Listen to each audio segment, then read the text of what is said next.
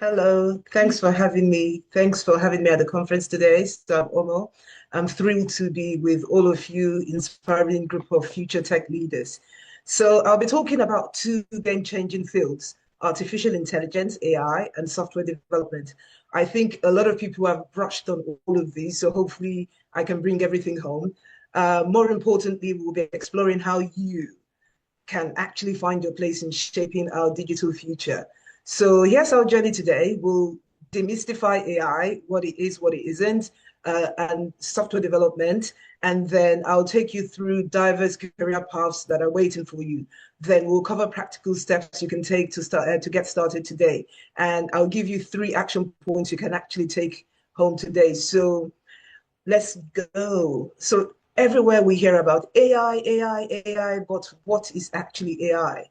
Um, AI is not magic, neither is it science fiction, it's not also rocket science. It's literally teaching computers to think and to learn and to solve problems like human beings do. AI is not one thing. So I hear people, they'll say like, oh, blah, blah, AI. AI is not one thing. AI is, there are different technologies that are involved in AI that are used for doing different things. So you use what you need for what you want. So for example, think of AI like a powerful toolbox with different tools that you need for different jobs. So let's go through like some of the common technologies. So for example, machine learning. I don't know if you guys have heard about that. Machine learning is for pattern recognition. And if you've ever used something like Netflix, for example, it helps you like predict and suggest what you want. So it learns from what you've done before, what you've enjoyed before, and then it shows you what you possibly might like. And then we've got natural language processing, which powers things like ChatGPT, Google, Gemini. So a lot of times, again, when people talk about AI, they are like thinking ChatGPT, that's AI. It's a type of AI tool. It's not all AI, it's just like a small part. So ChatGPT is powered by natural language processing. So they help computers understand our messy contextual human language. So like it helps you computers process what I'm saying now. So that's natural language processing. And then you've got things like computer vision. So if you've ever used your face, facial recognition to open your phone, so that's powered by computer vision. It's also doctors can also use it to spot diseases in like a medical scan, things like that. That's computer vision. It's a type of AI.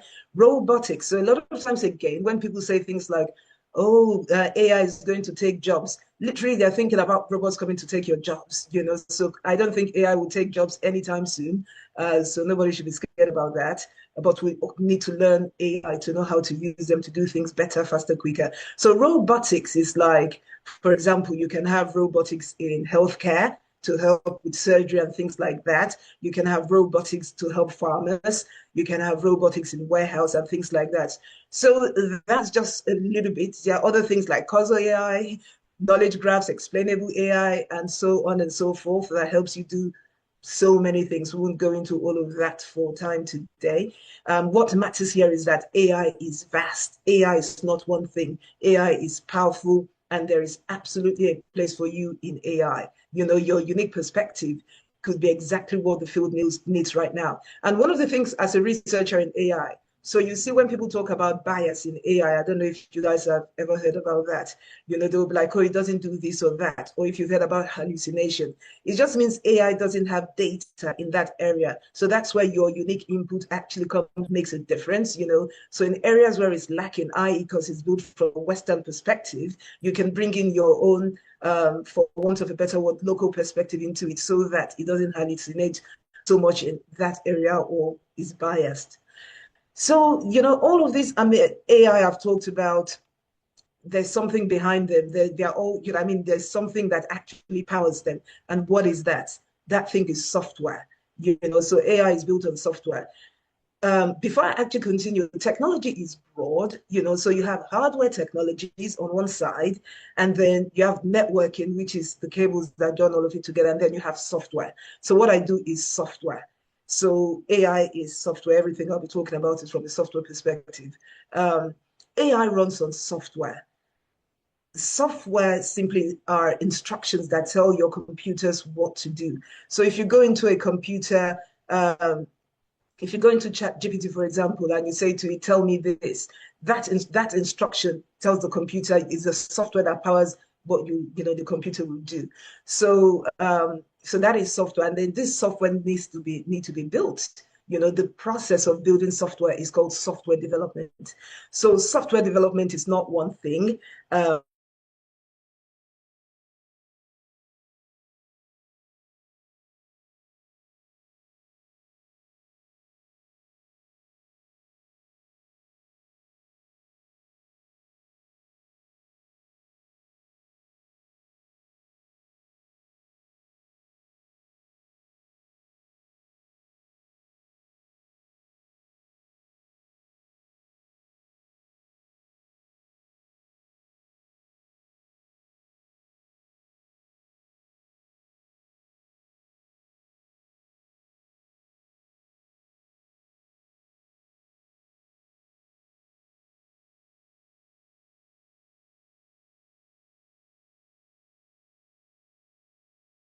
Yes.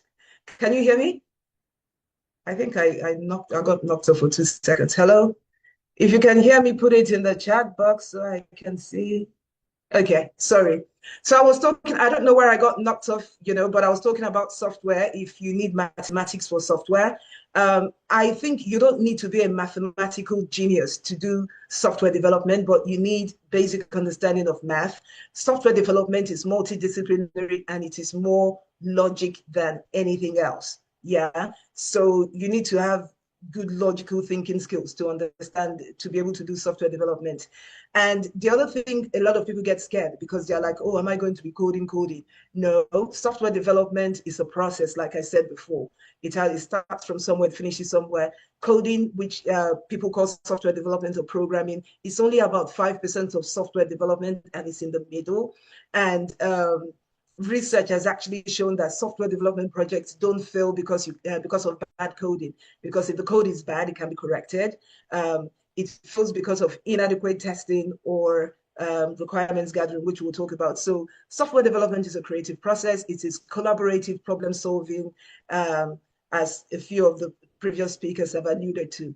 It's not a thing, it's a process. So I'll show you how software development works or I'll take you through it in just five simple steps. The first thing is identify a problem. What needs to be solved? So one of the platforms I built is called HandyJax. If I pause there, my background, even though I work in software development, I run a software development business, I do research in AI. My first degree was actually in business administration. So I don't come from a typical techie background per se, but I do software. So for building HandyJack's platform, the first thing was identify the problem, what needs to be solved. And then, so that's the first step of software development. Then you need a plan. What needs to be done? How will you do it? So that's the second stage of software development planning. And the people that would typically do things like this are project managers. You can also have business analysts doing planning as well. And then the next stage of software development is analysis and design. They can be separate phases, but you can lump them together. So analysis is first of all, okay, what do we need to do? So that's the requirements. You need to find out the requirements. If you were trying to build a house, for example, you would go, okay, I want to build a house. How many bedrooms? Where should the bedrooms be? How would it decide what this, what that, what that? That's all, you gather the requirements and then you put a design together. You put an architectural plan together. That's design. You will learn the requirements, you will sketch your solution, and then the next phase is actually coding. So coding, which is the thing everybody thinks is the entire software development program process, is in the middle. It's just building everything that has been done. Writing what has been done, putting it in machine readable language per se, building the software. And after that's done, you go on to test it. So that is the thing. And then you keep testing and improving. And then, so the people that will do analysis are business analysts. If you do design, so I'll talk about some careers later. I'll just take you through. You're a software designer. You can do UI, UX, which is user experience or user design and stuff like that. A coder is a coder. Then you have software testers. And key thing is in Nigeria, we need a lot of business analysts because I think there's a shortage in that area, or I know for a fact. You need a lot of software designers, software architects, not coding because everybody goes on to learn coding, but they miss the other bits that actually make help you build robust software. We need a lot of testers. I think in the Western world, if you're a tester, if you're an analyst, if you're a project manager, you actually get paid a lot more money. Then you need support, people that will maintain your application once it's built, application support people that, when you call customer service, oh, my banking app is not working, you talk to a support person and they try and bug fix and do stuff like that. So that's it. I'll give you real life examples from things you might know. Instagram. Instagram, the original person that created it, Kevin Systrom, he noticed the problem, and the problem was that sharing pictures online was complicated and it was slow. So he planned to build like a simple photo sharing app. He coded the first version in his spare time, tested it with his friends. Based on feedback, he improved it.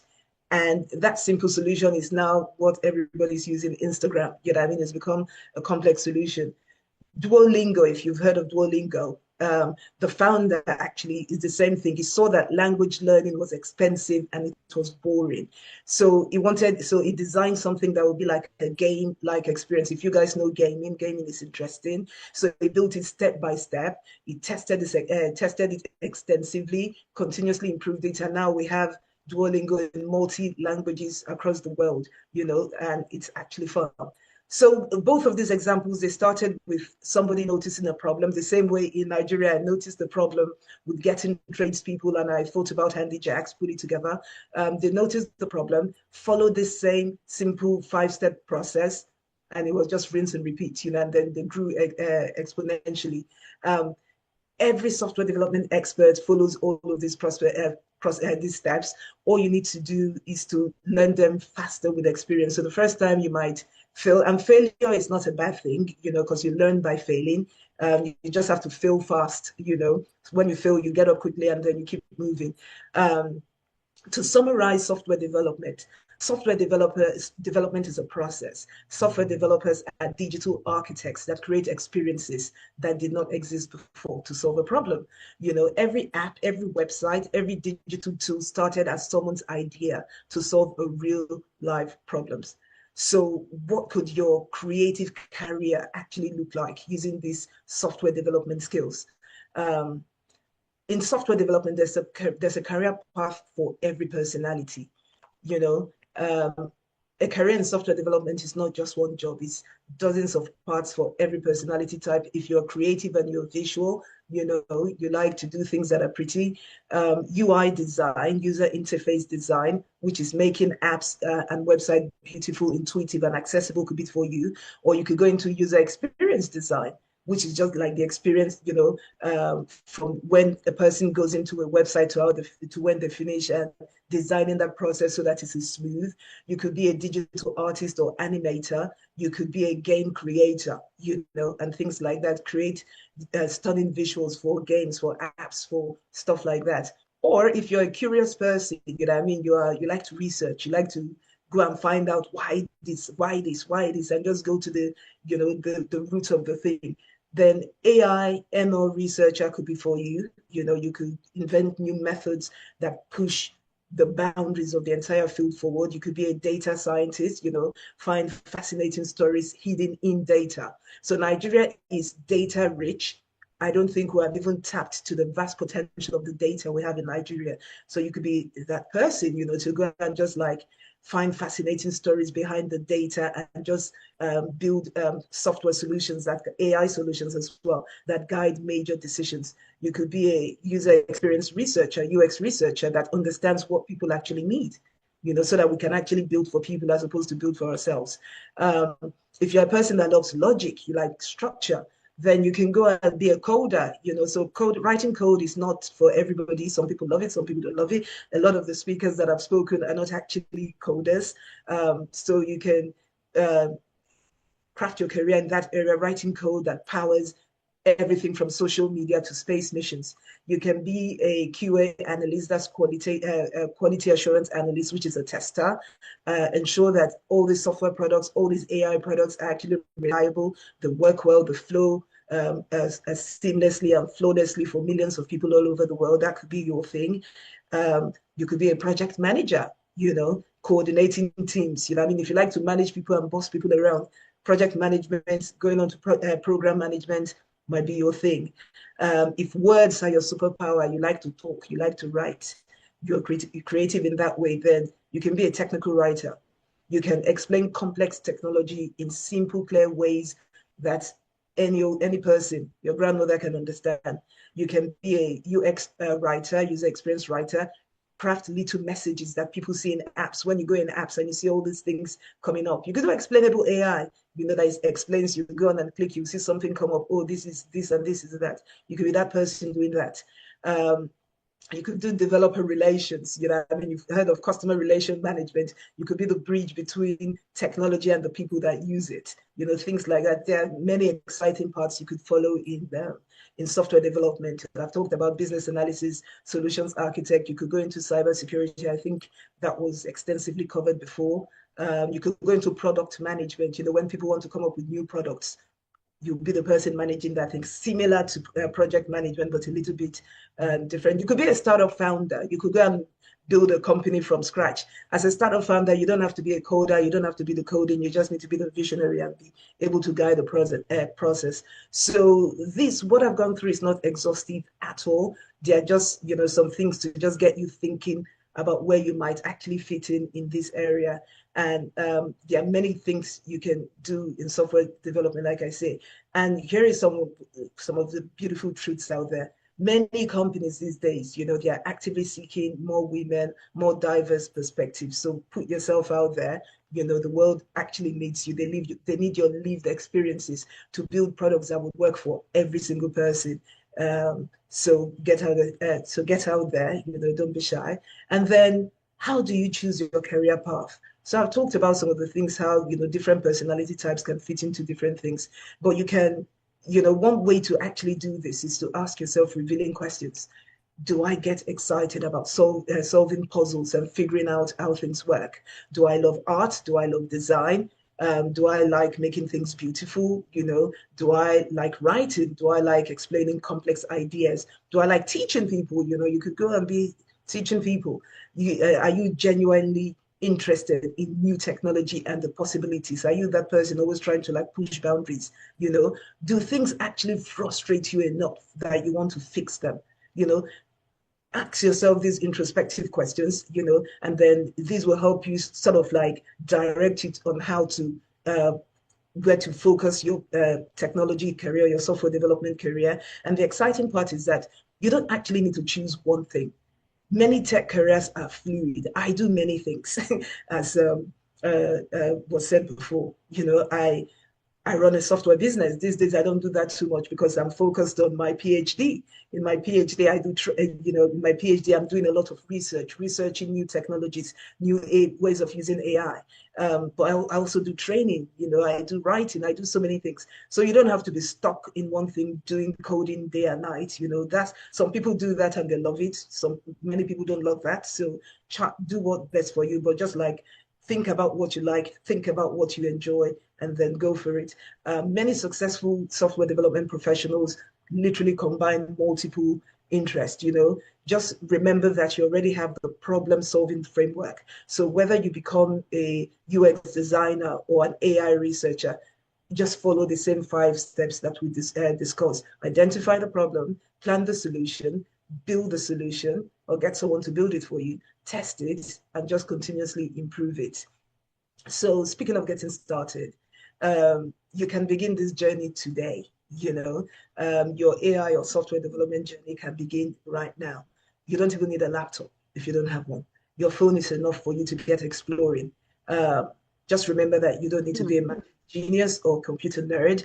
The speaker alluded to, the organizer, sorry, alluded to this before, that software development is gender neutral. You know what I mean? It doesn't, a code doesn't know whether you're a man or a woman. The code doesn't know who designed it, who developed it. You know what I mean? So, Absolutely.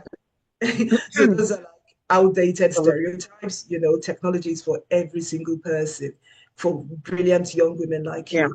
Things have the zeal, have the passion, you know, and then go out there. What matters is the curiosity. And then you need to practice, practice, practice. Software development, like technology, is fast paced, fast moving. So you need to keep reading, keep on top of your game, you know, find supportive communities that has been talked about before, look for mentors, people that have gone ahead before you so that they can just hold your hands and guide you along.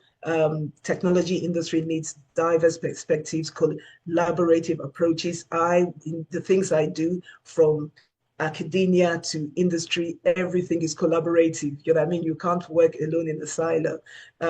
We need fresh ways of thinking about old Absolutely. problems. So the things that were done before, AI is modern ways of doing things that were actually done before. Because in AI, what AI does, AI has been around with us, to be honest, for since the 1950s. It's only become popular because of the generative aspects of it, i.e., being able to predict by when I say by itself, because it's all coded, it's not like it does it all by its own. It's programmed, and then from what is programmed, it can learn patterns and regenerate itself. That's the new exciting bit that just come along. So your beginner's mind is an advantage, to be honest.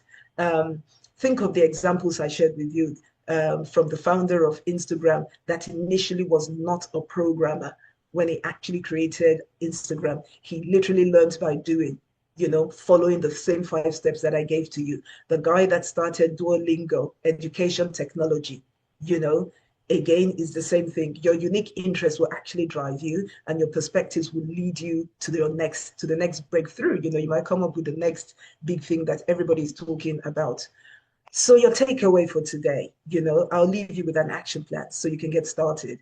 Um, Start learning using your phone to get access for free. You can do interactive tutorials. Even 10 minutes a day builds momentum. Join the community. I think I heard the convener actually say that TechForHer is a networking platform, right? So you can build connections with other young people, other girls like you in tech going through the same things. You know, you can start online groups, local clubs, you know, if you don't already have one, and practice problem solving by looking around your daily life. Think like a solutions provider. What can I do? What can I improve? What frustrates me that technology can solve? Yeah.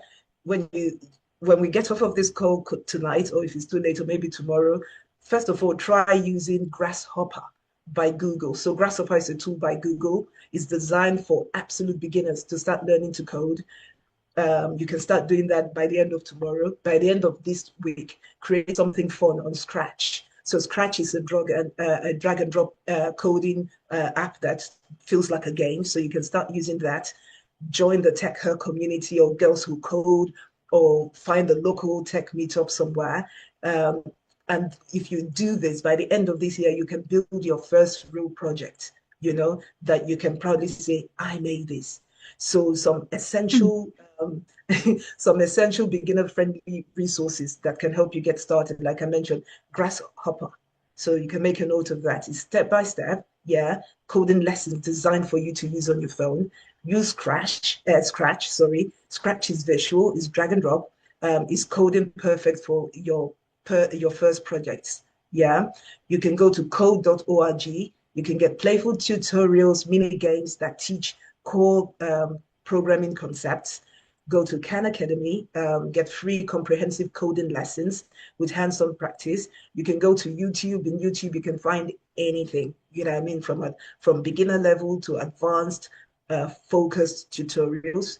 A professional tip is pick one resource to start. Don't go and use all at the same time, you know. So pick one. So if you've never done anything like this before, start with Grasshopper and then migrate to Scratch. Fix yourself a tiny goal, a tiny daily goal. Say, I want to do this for like 10 to 15 minutes every single day. And then just do this consistently. And the consistency will, you know, I mean, build momentum. And you, with every single time, you have more intensity, create small wins. Don't worry about perfection for now. Just keep doing it.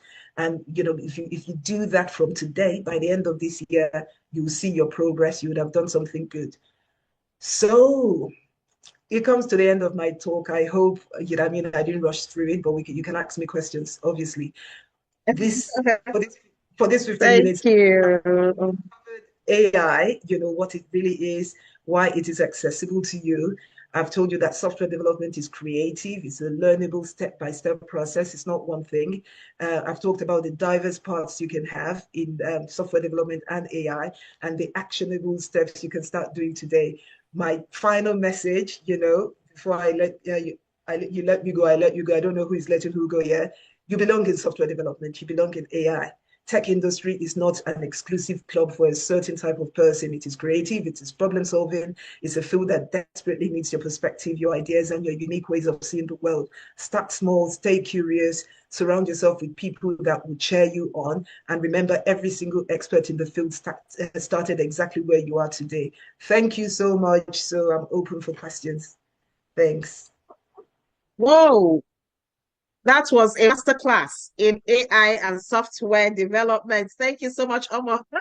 Thank you. Thank you so much. You have really demystified software and AI. Now, I'm just going to remind us the steps that Omar gave us about software development.